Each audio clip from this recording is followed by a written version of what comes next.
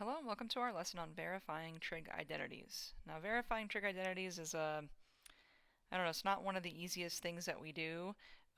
It's good because it's going to allow us to practice some of our algebra skills and help us manipulate these trigonometric expressions so that when we get to solving later, we're going to be a little more fluent in the process. But they're difficult or challenging sometimes because there isn't one set of steps that we can take to muddle through these every single time. So we're going to talk about a general approach, and then we're going to go through some examples so I can model how we can use algebra and the different strategies we want to take in order to verify. So what we're going to do is very similar to what we were doing in our previous topic. So in the previous topic, I might have given you something like just this side here and said, hey, simplify this. And it's a little vague in that way because you don't know exactly where you're going to end up. How simplified does it have to be?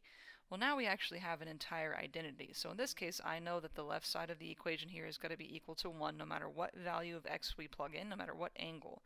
So now we're going to take this side and simplify, but we know exactly what we're trying to simplify it to.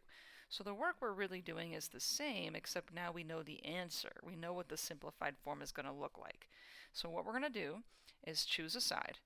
Okay, take one side of our identity and try to simplify it so that it looks like the other side. Simplify it down to the other side. And we're generally going to take the more complicated side because it's going to give us more options to manipulate.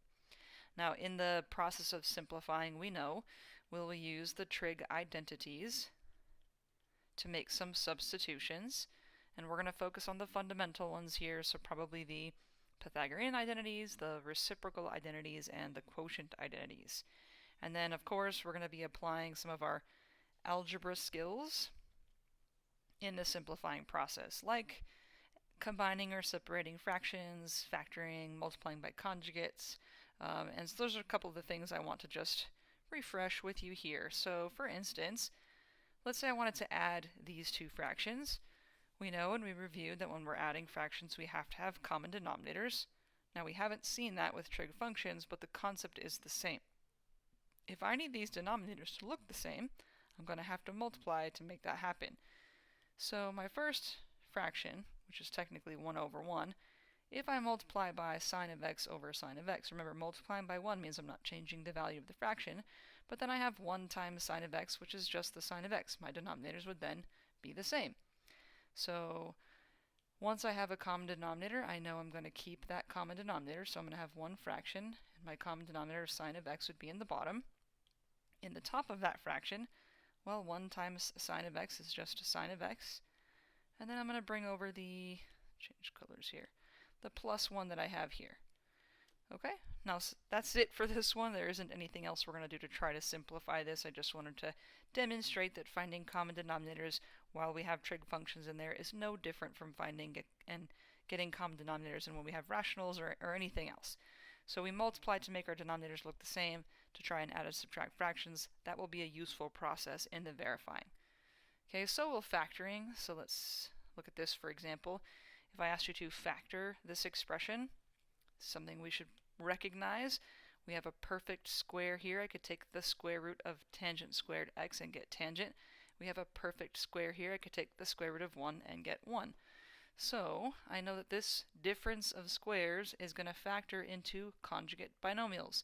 Since the square root of tangent x squared is tangent of x, I could rewrite this, well, it's already written as a square, but I could say this is the tangent of x being squared. Or if I took the square root of 1 again, that's the same as 1 squared. And so when I factor this into my conjugate binomials, I'm going to have a tangent of x plus 1 times a tangent of x minus 1. Okay, so we have to recognize the difference of squares, whether it's just an x squared minus 1 or a tangent x squared 1 minus 1. Okay, or recognizing when we have a trinomial that'll factor and so on. So the squares do happen to come up quite a bit. Hopefully that's something that looks familiar. And then this one, sometimes we're going to be working with fractions, and in this particular fraction, and much like the one we saw just a few minutes ago, there isn't much I can do to simplify this. If I had 1 minus cosine squared, however, I recognize that as part of one of my Pythagorean identities. So oftentimes, when we see something like 1 plus cosine or 1 minus sine, we're going to multiply by the conjugate of what we have here. So the conjugate is just the same thing we saw over here when we're factoring our difference of squares. The differences of squares factor into conjugate binomials. That is, the terms are the same, right? The tangent of x is the same in each. The ones are the same. The only difference is one's got a plus and one's got a minus. Those are conjugates. And I'm going to show you in this next example why multiplying by the conjugate would be helpful. So if I multiply this fraction by the conjugate of what I have in the denominator, so 1 plus the cosine of x in the top and the bottom, then I am not changing the value of the fraction because technically I'm multiplying by 1. And so what happens in the top? Well, we have 1 times 1, which is 1, and 1 times the cosine of x, which is just the cosine of x. But on the bottom, we end up with, well, 1 times 1 is 1, and then we have a cosine x here positive and a negative cosine x here that are going to cancel.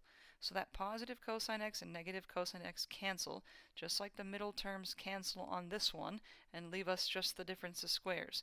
So we get the 1 at the beginning, and then we get the minus cosine squared x at the end. And hopefully you can skip the work when you multiply the conjugates, knowing that multiplying the conjugates makes the middle terms cancel. So we just need to focus on the first product, which is the 1 times the 1, and the last product, which gets us the negative cosine squared. Now again, negative 1 minus the cosine squared x, that's one of our Pythagorean identities. So remember the Pythagorean identity, it says cosine squared plus sine squared is equal to 1. So if I subtracted the cosine squared over, then I can see that this is equal to sine squared. So I'm going to replace that. My fraction becomes, well, still 1 plus cosine on the top, and then a sine squared x at the bottom. Now, I don't know that this form of the fraction is any simpler than what I started with, but as a strategy, multiplying by a conjugate to give us something that's in one of our Pythagorean identities is going to be a useful skill, okay, in the verifying process. So keep in mind, we've got to be able to add and subtract fractions, got to be able to factor, and then possibly do things like multiply by a conjugate to introduce some Pythagorean identities. Now I want to go back to this first example. Not only do we have to be able to put fractions together, but we should be able to take fractions apart. So if I was working this problem in reverse, so from here, I have to recognize that I could separate that as the sine of x divided by the sine of x and 1 being divided by the sine of x. So work backwards. If you have 2 or 3 terms in your numerator, you could separate each of those terms and divide them individually by that denominator.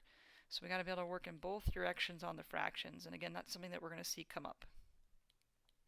Alright, so now let's try it.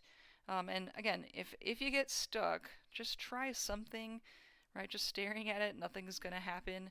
If nothing's working on one side that you're trying to simplify, maybe jump over to the other side.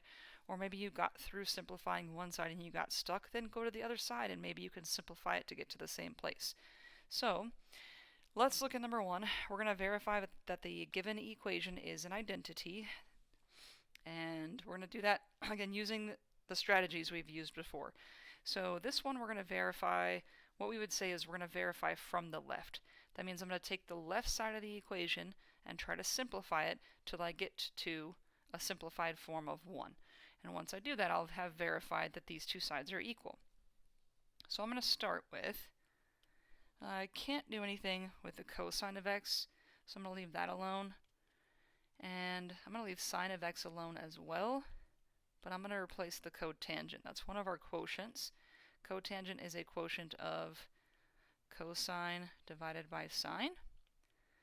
So now if I multiply by the sine, which technically is the sine over 1, what's going to happen is those two things are going to cancel. And so what I'm left with is, on the top of my fraction, I still have a cosine of x. And on the bottom, and now I also have a cosine of x. And the result of dividing anything by itself is a 1. So in just one step, okay, of just rewriting our, I don't know what my pen was doing there, rewriting my cotangent as the quotient of cosine over sine allowed us to simplify the denominator and then divide to get 1. So once I have verified, like I end up with what the other side of the equation is, again, that's my verification that these two things are equal. So it's verified. Okay, so let's try again. So we want to try to start with the more complicated side over here. The left side was more complicated, so I verified from the left. Over here, to me, the right side of this looks a little more complicated, so I'm going to try to verify from the right. So I'm going to ignore what I have over here on the left, and I'm going to work on this side until it looks like the other side. So from the right, I don't know what's jumping out at you, but I might just distribute here. So let's go ahead and do that. If I multiply here, cosecant, remember cosecant, let's one step at a time. Cosecant theta times cosine theta. Oh no, pen, don't start with me. Cosecant theta times the cosine of theta, and then I'm going to distribute here. So why pen? Be nice. Plus here the cosecant of theta is going to be multiplied by the sine of theta. Cosecant, remember, is just the reciprocal of sine. So this is really 1 over the sine. Why? We were doing so well for like 3 days. Okay, so cosecant, that's my eraser, that one was me, is 1 over the sine. I'm multiplying by cosine, which is technically cosine over 1. Plus over here again, cosecant is 1 over the sine. And I'm multiplying by sine, which is sine over 1. So this side, nothing's going to cancel. We're just going to end up with cosine over sine. And this side, these both cancel, so I'm left with just a 1. And now we can use our quotient identity here. Cosine over sine is also called cotangent. So this becomes the cotangent of theta plus 1, and then we're done. I ended with cotangent of theta plus 1, which was what the other side has. So I have verified, using our identities and some algebra, that these two sides are in fact equal. Okay, so the process of verifying is the same process we were working on before of simplifying. You're just going to simplify the one side until it looks like the other side. Alright, let's try again here. Now, I don't know if either side looks any better or worse, so maybe the side on the left, I'm going to go ahead and start with that one because I recognize this 1 plus cotangent squared theta. That's one of my Pythagorean identities. That's the cosecant squared. So I'm going to replace that. So this becomes tangent squared x, and then 1 plus cotangent becomes cosecant squared x. And remember, let's see, the tangent is one of our quotients. So I'm going to make that sine squared over cosine squared. And then cosecant is one of our reciprocals. Cosecant's a reciprocal of sine. So I'm going to make that 1 over sine squared. And now I can simplify those. Sine squareds are going to reduce. So what I'm looking at is 1... Darn pen, so strange. It's 1 over cosine squared, which would be okay, but the reciprocal of cosine has a name. So I'm going to go ahead and call this the secant squared. Now I've done as much as I think I can do to simplify here on the left, but it does not match what I have on the other side. So sometimes this is going to happen. If this happens where you've simplified and you've, made the one side look better, but it doesn't match the other side, just go to the other side and simplify as well. So I'm going to take the other side and see if I can get it to also look like a secant squared. So on the other side, 1 minus sine squared, that's an alternative form of our first Pythagorean identity. That's cosine squared. So I'm going to rewrite this as, instead of 1 over 1 minus sine squared, as 1 over cosine squared. Oh yeah, now I can see 1 over cosine again. That is exactly our secant. That's the reciprocal. So there it is. Sometimes it takes simplifying both sides, but if both sides simplify down to the same thing, that's verification that they are in fact equal. Okay? So I think this would be a good place for you to pause if you want to try the next one, but by all means, if you want to keep watching. Let's look here. This is a kind of similar situation. I don't know that either side looks any better than the other. So I'm going to go from the right side over here because this denominator I'm seeing something similar to what we were doing before we started back here, up here, where I might want to use a conjugate. If I multiply by the conjugate of that denominator, then I'm going to introduce one of my Pythagorean identities. So I'm going to do that here. I'm going to verify this one from the right. So I'm going to multiply by the conjugate of my denominator, 1 plus the sine of x. as long as it's the same thing on the top and the bottom, multiply by 1, not changing my fraction. So on the top of the fraction, I could distribute, but I'm not going to do that. If I need to later, I can, but I'm just going to leave the top as the product of the cosine. Oops. And it's mostly because I know where this is going. I'm going to leave it pen. I'm going to leave the top as the cosine multiplied by 1 plus the sine. Again, it's because I know where I'm going. I wouldn't multiply this out, although if you did, it wouldn't be wrong. And then on the bottom, again, these are conjugates, so I know when I multiply my conjugates that the middle terms are going to cancel. So I'm going to focus on the first product here, the 1 times the 1, which is 1, and the last product here, negative sine x times positive sine x would be a negative sine squared x. Again, skipping the stuff in the middle because this positive sine x and negative sine x, those are going to cancel. Positive sine and negative sine undo each other. So skip that work. That way you don't have to rewrite this in more steps than necessary. Okay, so we're here. Now again, I knew that I was doing this because 1 minus sine squared was going to be an alternative form of my Pythagorean identity, and I could replace it. So knowing that that was going to be replaced by cosine squared is why I left this. So now what you're going to see, I left that in the factored form instead of actually distributing. So again, cosine x on the top, 1 times 1 plus sine x on the top. The bottom becomes our cosine squared x. And now this is just a reducing of the fraction. It'd be like if I had an x and an x squared, I could reduce out a factor of x here and be 1, and that would be 1 reduced here, and I'd have one factor of x left. That's the same thing. I have one factor of cosine in the numerator, and I have 2 in the denominator, so I can reduce one of those out. If I reduce this one out here, then I'll be left with just 1 in the bottom. So I end up with 1, I don't want to be in this pink color, 1 plus the sine of x in the numerator, and again 1 factor now of cosine x in the denominator. So that appears to be as far as I can go. Now let me go back to the other side. Oh yeah, look at that. If I look at what's left on the other side, it's exactly the same as what I simplified to, which means I'm done. 1 plus the cosine of x. Now, let me just show you again here. If you had multiplied this, like, because I have experience with these, I know when to multiply, when not to multiply. If you had, you would multiply here and get a cosine of x, and then you'd multiply here and get a cosine of x times the sine of x. On the bottom, you'd still get your 1 minus sine x squared and end up replacing it with cosine squared x. Then in this step, you would have to recognize that all 3 of the terms have in common a factor of cosine of x. And so if you reduced here by cosine of x, you'd have a 1. Here by cosine of x, you would still have a sine of x. And then here, if you reduce out a cosine of x, you have cosine of x. So you still end up at the same answer. To me, it's just a little uglier to reduce out that cosine, but either way, so if it hadn't occurred to you to not multiply that out, then it's totally fine. You're going to end up with the same answer, okay?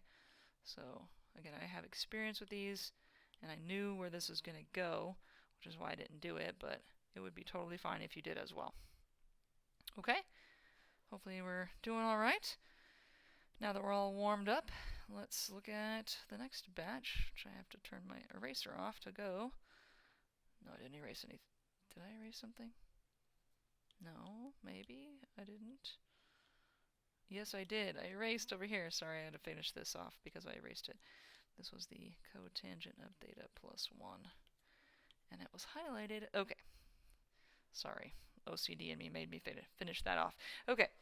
Let's look at number 5. Same strategy. Let's take the side that looks a little worse and try to simplify it until it looks like the other side. So cosine, I don't know if I need to do anything with that. I'm going to verify this one from the left. The left looks worse. So cosine of theta, sine of theta, can't do anything with that, but I'm multiplying by tangent. Tangent is a quotient of the sine divided by the cosine. Okay, now this is being multiplied by sine times 1. And this is cosine over 1, so I have cosine over 1, and I'm going to try to add sine squared theta, sine times sine, right, makes sine squared, over 1 times cosine is just going to be cosine.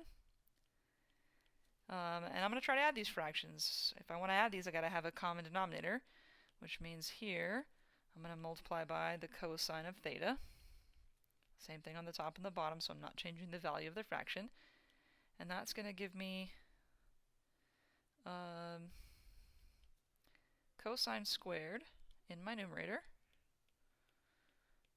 my cosine to the first, my just cosine of theta in my denominator. Oh my gosh, what am I doing? Let me just be consistent with how I normally do this. I multiplied that first fraction by cosine of theta to get a common denominator, so now I'm going to keep it. I don't want to make more steps for myself. Oh, pen. I'm going to keep my common denominator, which was the cosine of theta, in my numerator. I have cosine times cosine, which is going to be cosine squared, plus I have this. I need another color. How about blue? Sine squared to bring over. And hopefully this looks familiar. This is one of our Pythagorean identities. Cosine squared plus sine squared is going to be equal to 1. And so now I can rewrite the numerator as just 1 over the cosine of my angle. And 1 over cosine is the reciprocal of cosine. The reciprocal of cosine is also called the secant. So this is the secant of theta, all simplified, and look exactly what I have on the other side of my identity. Okay, so using our quotient and Pythagorean identities and adding fractions with common denominators to try to simplify there. Alright, let's try another one. Left looks definitely worse on this one as well. So this is cotangent.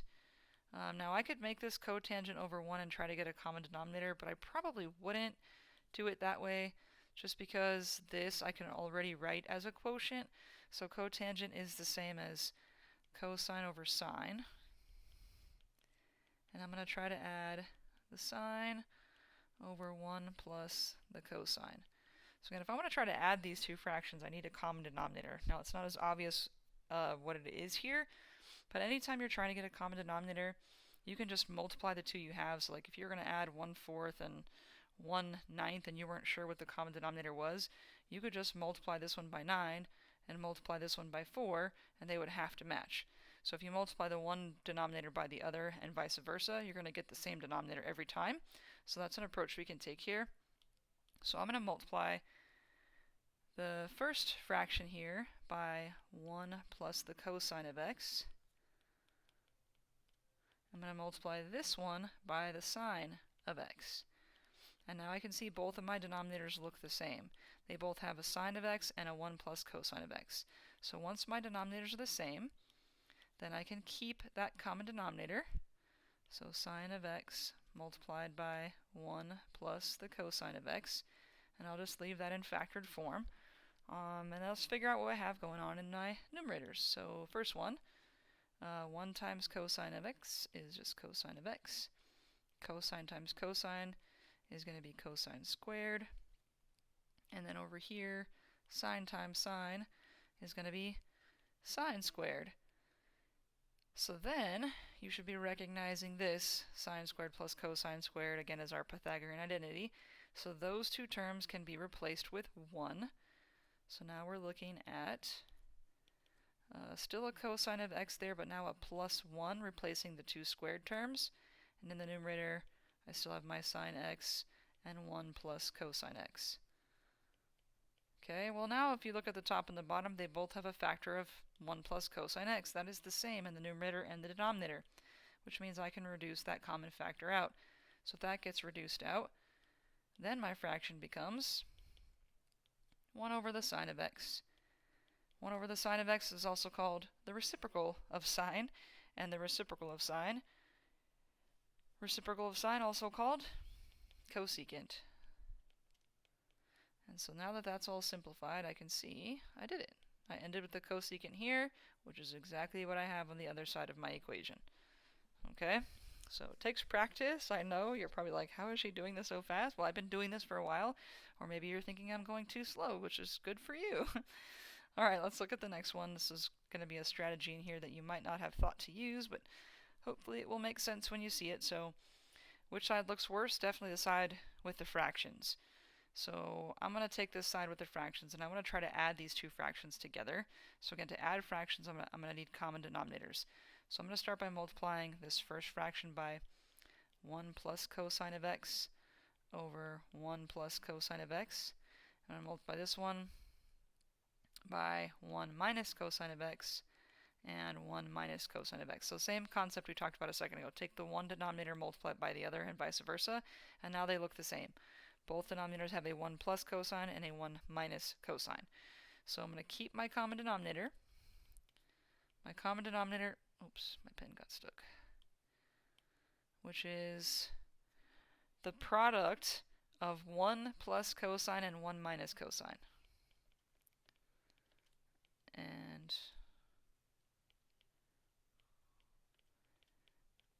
I'm going to end up multiplying that out. Now, sometimes I don't, but here I'm going to, and you're going to see why in just a second. But on the top, what do we have? If I multiply these by 1, I'm not going to change them. Same thing here, multiplying by 1, not going to change that. And so I'm going to bring down my 1. Again, multiplying by 1, not going to change it. So 1 plus cosine of x, and then over here, 1 minus cosine of x. And so what happens is my cosines are going to cancel. All right, those are opposites, so those are going to be gone. And so I'm looking at the top of my fraction having a 2, and the bottom of my fraction I can rewrite. If I multiply that out, and the reason I would multiply is what we saw in the beginning, right? Multiplying something by its conjugate creates one of our Pythagorean identities. And so if I multiply out the 1 plus and 1 minus cosine theta, then I'm going to get a 1, and then I'm going to get a negative cosine squared. So 1 minus cosine squared. And that can be replaced with 1 minus cosine is going to be sine squared. So this is going to be 2 over sine squared x. Now if I look at where I'm trying to get to, I'm trying to get to cosecant squared. Cosecant being the reciprocal of sine. So I don't know if you might be stuck here and you might want to try to work on this side, which would be totally fine. But like for me, I know that I could separate this as 2 or 2 over 1 multiplied by 1 over the sine squared. Because if you multiply the top, you're still going to get 2. If you multiply the bottom, you're still going to get sine squared. And then I can see how the 1 over sine squared is my secant. And so, cosecant. And so I have 2 times, again, the reciprocal of sine is my cosecant. So it's 2 times cosecant squared x. And then I would be good, right? That this side would then look like this side. But I don't know if that's going to occur to you. So if it didn't, you'd be like, there's no way I'm going to recognize that, then don't. Then just stop here. So like if you thought you were stuck here, then go back to this side and work on this side. So this would be 2 times cosecant, again, is 1 over sine squared. And then if you multiplied that 2 times 1 over sine squared, you can see the 2 goes to the top, and it makes it 2 over sine squared x. So if you want to keep going with what you have on the right there because you can get all the way to what the left looks like, cool. If you want to stop because it would not occur to you to do what I did, stop there and then make the other side look the same, then that works too. So again, it's kind of the challenge that there's not going to be one way to do every single one of these. So wherever is going to work for you, if you can get something to work, you're going to be in good shape. All right, so I could have gone all the way with that one, but also working on the other side would be totally fine as well. And actually, let me put this back in here. So this one could be 2 times 1 over sine squared, which would be 2 times the cosecant squared of x. So you had the option of going all the way and making this match up with this, or you had the option of stopping here and working on the other side to make those two match. So either one, hopefully it doesn't look, hopefully it makes sense when you look at it later that there are 2 places you could have made this happen. Alright, one last one again. If you want to try this out, pause the video and give it a try. If not, neither side looks any better than the other, so let me just start on the left. Tangent squared, I can use an alternative. Oh, and this is a new variable. This one's called alpha, another one of our Greek letters. I know tangent squared is one of our alternative forms of a Pythagorean identity, so I can replace it with secant squared minus 1. So I'm going to do that. Tangent squared alpha, I'm going to make secant squared alpha minus 1, and then 1 plus secant of alpha still on the bottom. Now, again, this is Pythagorean identity, but I don't want to go back to where I started. So I want to try to manipulate secant squared alpha minus 1 in a different way. And hopefully you're recognizing, like we saw in the beginning, excuse me, that is a difference of squares. So I'm going to factor the top. If I take the square root of secant squared, it's going to be secant. If I take the square root of 1, it's going to be 1. So I'm going to secant alpha plus 1 and secant alpha minus 1. And on the bottom, I still have my 1 plus secant alpha. Well, notice common terms in the top and the bottom. Secant plus 1, or 1 plus secant, is the same thing, which means those common factors can cancel out. And then I'm left with just a secant of alpha minus 1. So I think I've simplified that side as far as I can go, but it does not match what I have on the other side. And so let me work on the other side. Now if I work on the other side here, okay, so I have two terms in the top of my fraction. What I'm going to do is separate this out. Instead of putting two fractions together, I'm going to separate. And you're going to see why I'm going to do this in a second. So I'm going to separate this into 1 divided by the cosine of alpha minus the cosine divided by the cosine of alpha. And that allows me to see a reciprocal here. That 1 over cosine becomes my secant. And then here, dividing anything by itself becomes a 1. And now I'm done, because both sides end up being the secant of alpha minus 1. So again, it's not necessarily intuitive to take this and separate it out, but if you're stuck and you can't see another way, these are all strategies that you want to have like in the back of your head. Can I put the fractions together, or can I take the fraction apart? Or, can I factor this or replace it with the Pythagorean identity? Like, it's a lot, and again, not one set way to do every problem, so it's challenging. Just try something. And if all else fails, just reach out and try to get some help. Alright, so that should be good for now. Until next time, guys, take care.